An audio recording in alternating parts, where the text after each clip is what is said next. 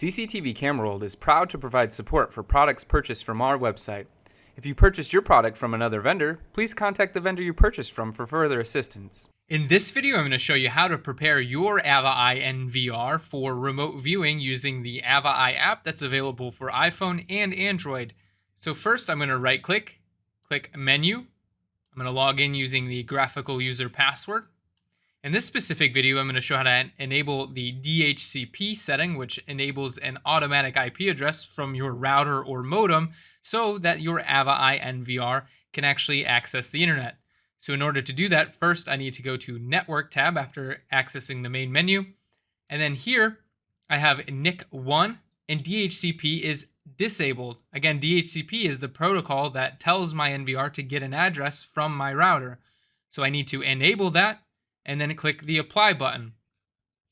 So when you've done that, you're going to want to back out of that page and then go back into Network and make sure that it's changed to another IP address if it wasn't enabled already. So you'll note it changed from a 205 to 30. So DHCP is working and my NVR received this new IP address from my router. So that is how you enable DHCP and get your system online using your modem or router.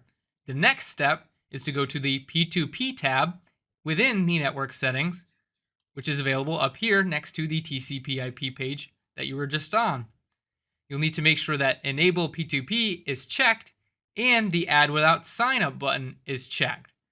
So if you disable this, what you'll see, if you go out of this page and then back in, is that you have an offline status. So if you have an offline status, that means that your system is not accessible while you're away from your local network. So you'll need to enable it by ticking this box, clicking Apply, going off of that page, back onto that page, and then making sure that it does say network connected. Please scan the QR code to add the device. In a video further in this guide, we show you how to scan this code into the app. This code can also be found on the top of your NVR as well to scan into the app. Hopefully this video shows you how to enable the DHCP setting to allow your NVR to get an IP address from your router, and how to enable the P2P status. Thank you for watching. If you're watching on YouTube, don't forget to like, comment, and subscribe.